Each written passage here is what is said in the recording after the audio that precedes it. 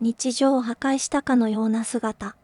あなたは魅了されていることすら気がつかない。すべてを私に捧げてみるのもいいかもしれませんね。皆様こんにちは。すぐみモデラーのたまです。今回はプラッツ製、プジョー306巻き紙を製作しますよ。このキットは新規開拓した老舗模型店で新品購入できました。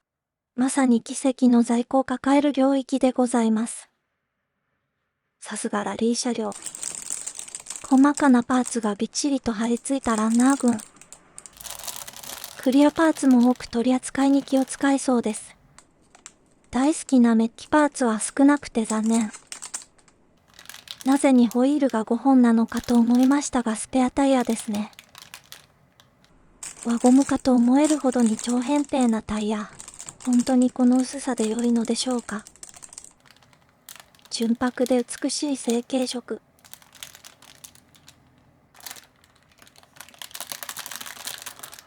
伝説的な美しいフォルムを再現しているボディカウル。数あるラリー車両の中で一番好きなマシンです。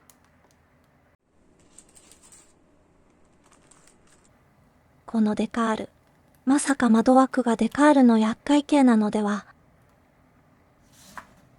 箱絵が絶妙にダサいキットの説明書。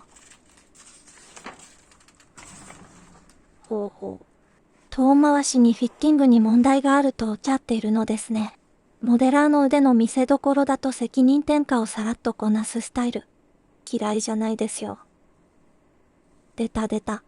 やっぱデカール貼れってか。素直にウィンドウ用マスキングにして欲しかったです。配色図だけでも崇拝することができるかっこよさ。なんて美しいお姿なのでしょうか。必要な塗料はカーモデルでは基本なものばかり。サンディイエロー。普通の黄色でいけるはず。なぜ調色させたがるのか。普通にセミグロスブラックで OK。キットの定価よりも少々お高いなと思ったらエッチングパーツ付き。天使様の意向なのですが私には必要ないんですよね。これに2200円ってのが懐に辛いものがございます。ハッチバック同盟の皆様には眩しすぎるシルエット。とことなくダヨウグソクムシのような愛嬌のある顔に見えます。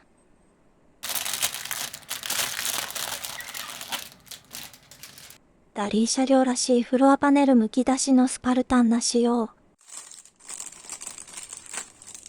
このフロントバンパーだけで眺めてられます。さあ、この年季の入った断絶工具でちょん切って差し上げます。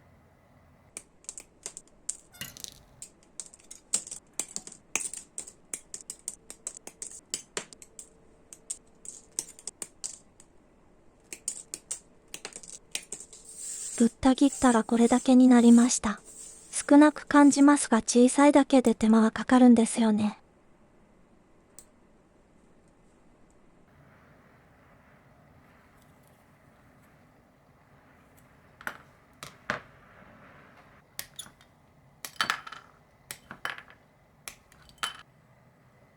比較的新しいプラッツのキットで慣れているので、少し古めのこのキットではバリなどが多く下地処理が必要です。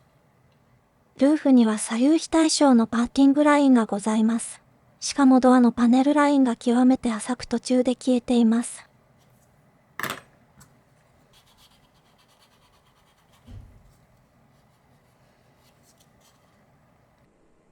いつもの拷問気分で楽しい時間を過ごすとしましょう。刃先のこぼれは皆無。今宵も美しい悲鳴をお聞かせください。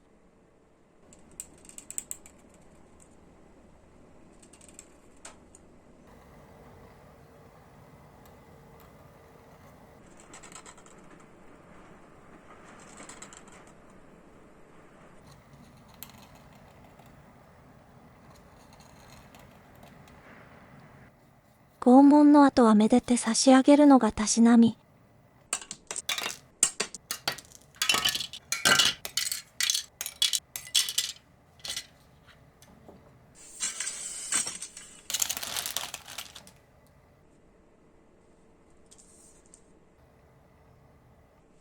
折れそうなほどに繊細なパーツの切り出しに適したニッパー。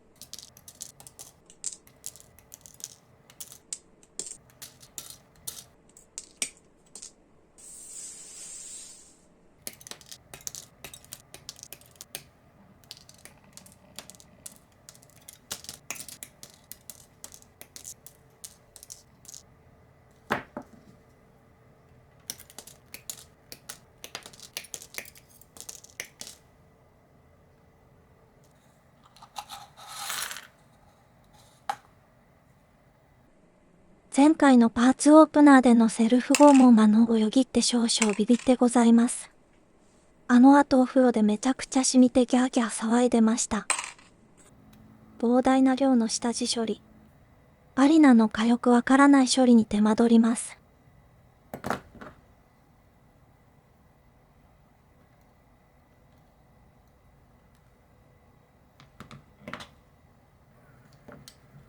スケボーしに裏打ちをする者たち。タミヤ様のフラットブラックが適してございます。ラピッドシンナーで作業効率は跳ね上がります。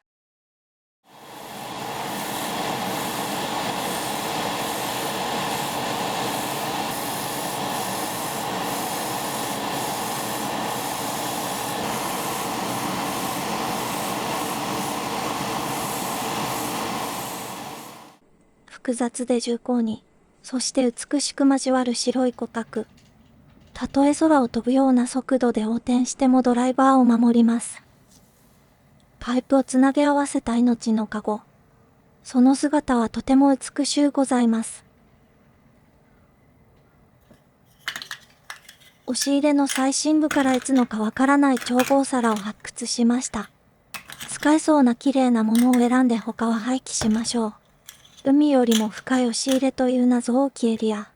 神秘的すぎておいそれと探ることができませんね。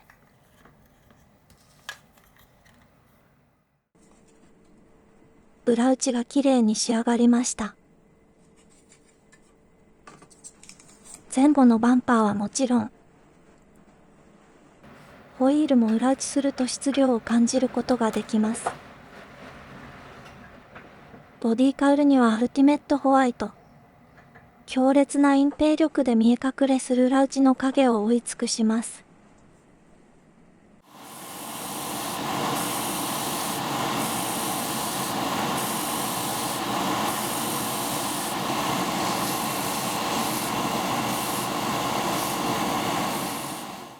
シャシーは白が指定色でしたが、タイヤハウスなどからちらっと見える白が気に食わなかったので黒に塗りました。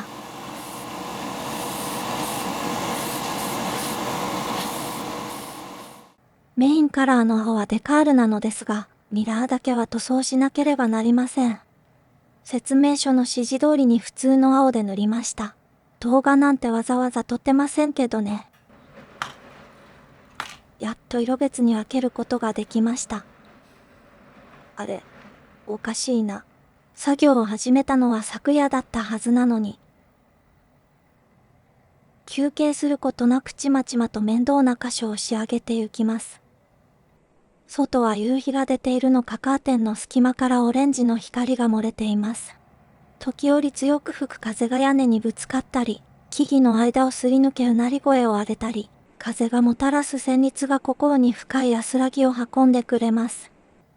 たとえ明日の仕事が待っていようとも、余裕でございます。テスト勉強をしないといけない時に限って部屋を掃除したくなりますよね。あれと同じ現象なのがこれでございます。バキバキに割れたスマホのガラスフィルムを交換。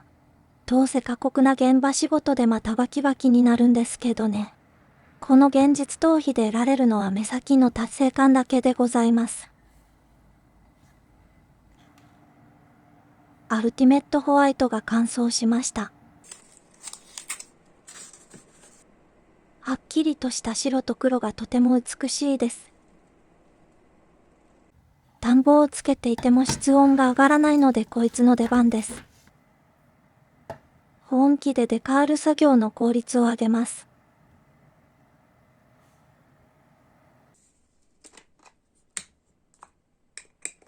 一点に光が集まるような鮮やかさと繊細さを表現できる単焦点レンズ。ですがシビアすぎる色彩に疲れてきたのでレンズ交換。光学技術が搭載された純正ズームレンズ。色収差や歪みを最小限に抑えることができます。もちろんデザインナイフの刃も交換します。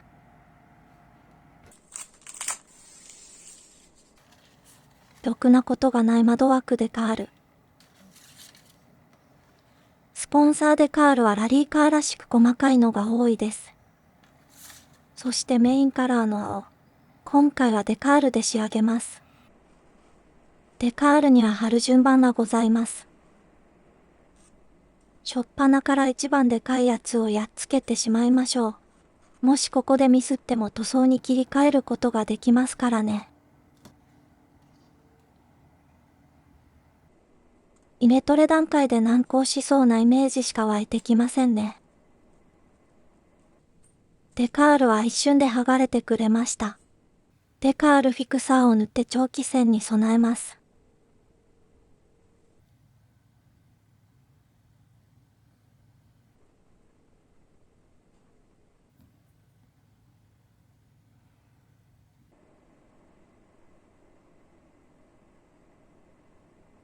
動画ではサクッと貼り付けているように映っていますが、実際はプライムビデオでアニメを数本見れるくらいかかっています。もうこんな時間か。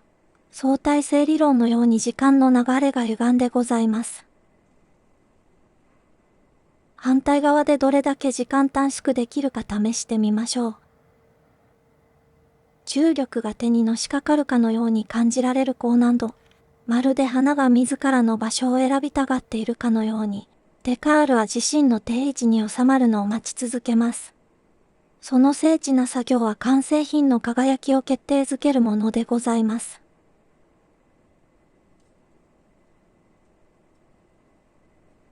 人間とは鍛錬の連続。半分以上短縮した素晴らしく早い作業でございました。そしてまた日付が変わろうとする時間。そろそろ体力の限界が来ているのを感じます。ですが精神は覚醒しており目はパッキパキでございます。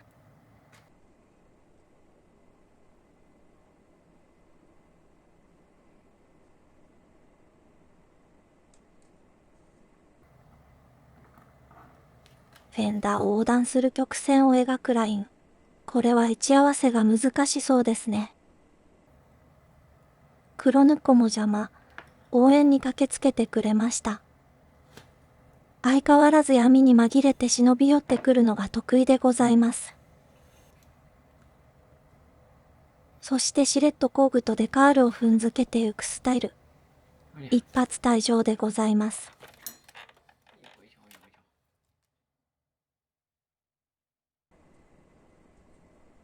ここのラインは後からゼッケンでカールを貼るのでほとんど隠れます。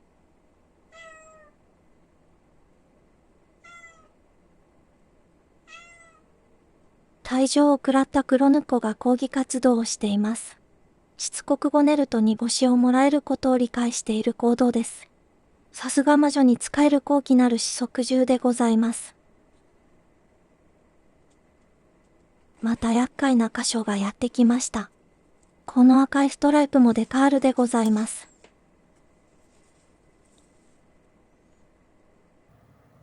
旅系 YouTube を見ながら深夜のデカール作業。この高難度な箇所も順調に進めることができます。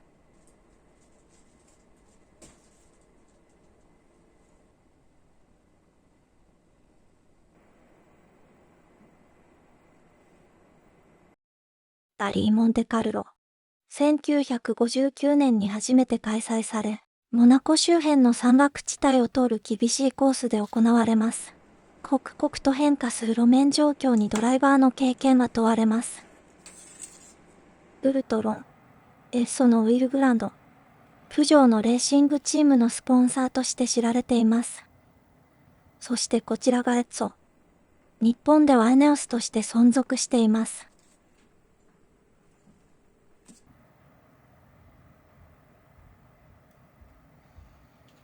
フランソワ・デルクール。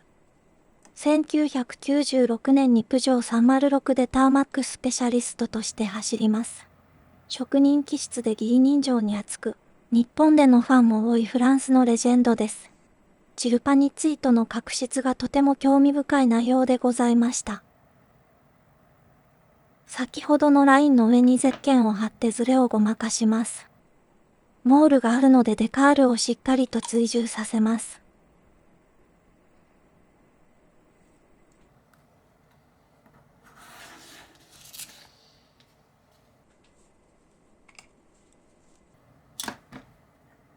これでランスと読むらしいです。フランス北部にあるグランテスト地域圏で、ノートルダム大聖堂が所在する美しい町です。プジョーは1810年に創業したフランスの自動車メーカー、そしてなんと世界最古の量産自動車メーカー。参戦したモータースポーツでは、F1 以外すべてで総合優勝を果たしているようです。タマが大好きな306マキシ。そしてルマン車両の905。美しいフォルムに酔いしれます。しなやかで独特の設定がなされたサスペンションは、猫足と表現されるように、路面に吸い付くような接地感のある足回りとのこと。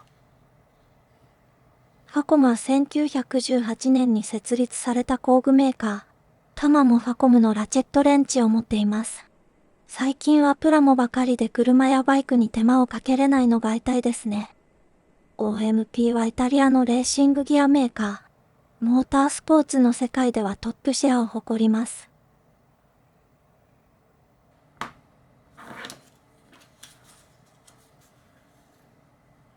クラリオン。日本の音響機器メーカー。設立は1940年。かつては日立グループだったそうです。国際宇宙ステーションに採用される信頼性を持っています。プジョーといえばこのライオンマーク。実は、ビクトルという名前とのこと。これは勝利を意味する、ビクトリーに由来しています。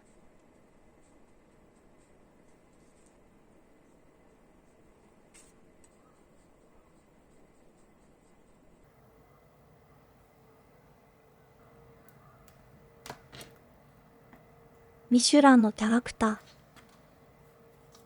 正式名称は、ムッシュ・ビバンダム。1894年にフランスのリヨンで開催された万国博覧会で、ミシュラン兄弟の弟であるエドワールが着想したそうです。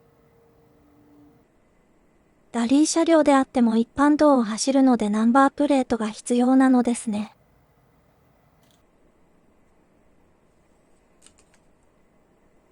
ターマックスペシャルのマシンにふさわしいナンバーワン。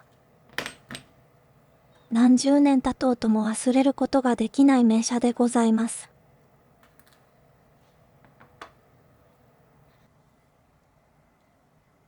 ボディカウルにデカールを貼り終えました。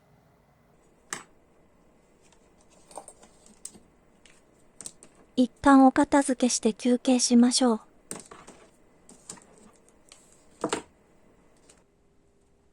一日放置してからデカールの隙間をタッチアップ。色はエナメルのロイヤルブルーにしました。なぜかと言われてもエナメルの青はこれしかなかったからでございます。キムワイプを水に浸してデカールの汚れを軽く拭き取ります。足回りの製作を進めます。リアのトレーリングアーム式を再現した造形。フロントはストラット式で再現度も素晴らしい。少々取り付けに手こずりましたがかっちりとした強度を保てます。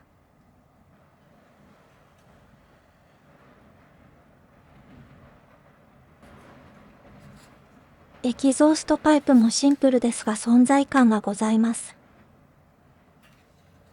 シルバーとブラックだけでこの格好良さ。外は真冬らしい強風の連続。車内フロアに部品を装着します。現実離れした鉄板むき出しの姿を美しく感じる末期症状。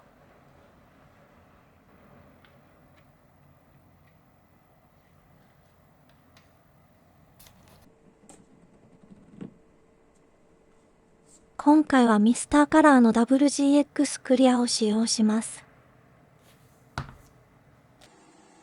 ハンドピースを使う前にはごく少量の薄め液を入れて試し拭きをします。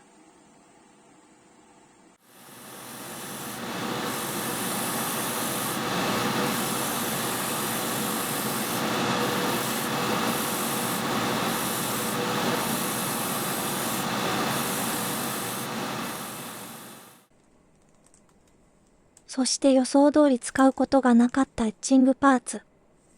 他に何が入っているのか見てもなかったので確認してみましょう。ドアやシート裏に貼るカーボンデカール。まあ特に必要ないですね。エッチングパーツが美しさを追求して細工されるのに対して、純正キットは最初から自然のままの美しさと完璧さを持ち合わせているのでございます。クリアが乾燥したので研ぎ出してみましょう。今回は2000番から始めてみます。ガイアの EX クリアと比較すると WGX クリアは塗面が柔らかい印象。ほどほどで磨かないとクリア層を貫通しちゃうので注意ですね。次は4000番。まだまだ研磨音がガサついてますね。6000番。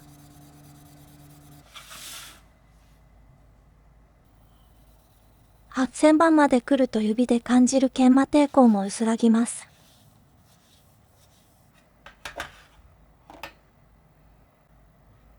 1万番まで来ると自由にやっちゃってください。正直ここからの領域は自己満足の世界です。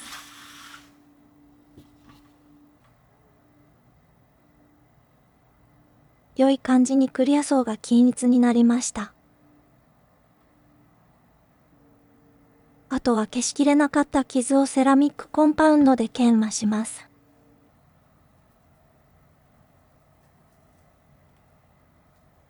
みっともない研磨痕が消え去りました。鬼門である窓枠でカールを試してみましょう。クリアパーツの造形はとても透明度があり美しいです。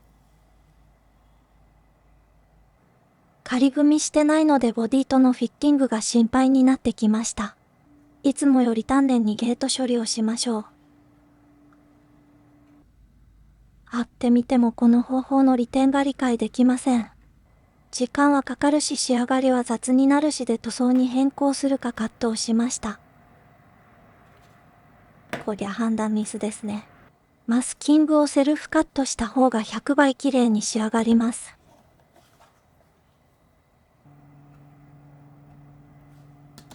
また車内の製作に戻りましょう。シートベルトは純正でカールでございます。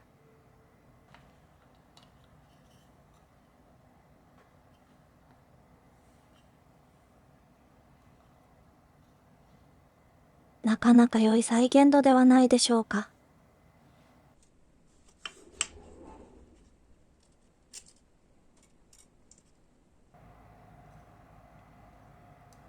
ロールバーよりもあなたの指がガサガサなのが気になりますね。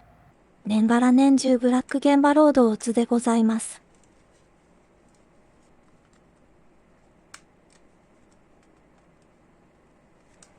ドア内張りのフィッティングに問題があるのでクランプで固定します。あら、素敵なお姿だこと。とっても似合ってございます。信じられないくらいに薄いタイヤですね。ターマック専用とはいえこの扁平タイヤで走るのだから壮絶でございます。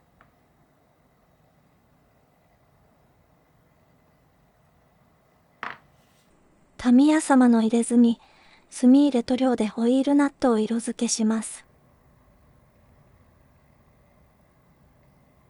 なかなか雰囲気出てきましたね。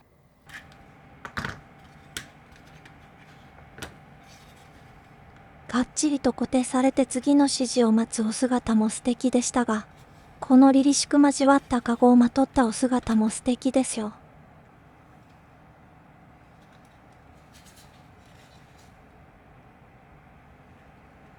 糸も簡単にシャシーと連結することができました。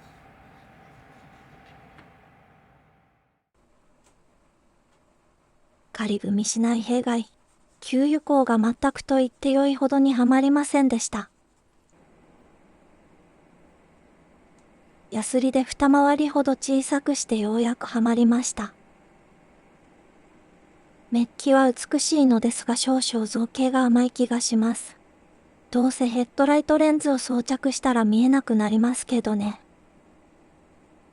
グリルとエンブレムは一体型。これはなかなか面倒な仕様ですね。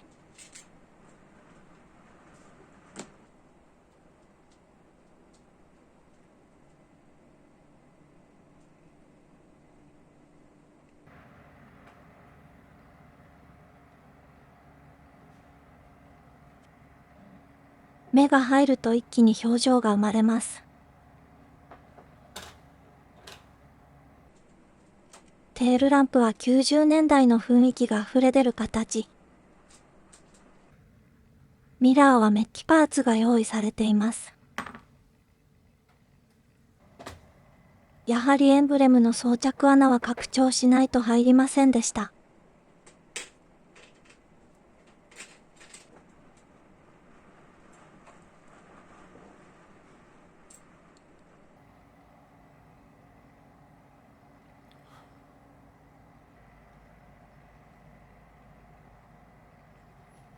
WRC ではハイテク化した四駆とターボが当たり前の時代。そんな中に割って入ったのが F2 クラスキットカー。WR カーよりもワイドなボディ。さらに300キロ近く軽い車重。ディストリクターの装着義務がなく、1万回転で300馬力を発生する自然吸気エンジン。ターマックではまさに大輪を咲かせることになりました。FF がもたらす安定のある走行フィーリングによりスロットルは全開。その甲高いサウンドは評価が高く、コリン・マクレーにしても、あれこそレーシングマシンの音だ、と感嘆していたそうです。ショロエンのクサラ、ルノーのメガーヌ、低く構えたワイドボディのハッチバック車両、どれもとてもかっこよい姿に見入ってしまいました。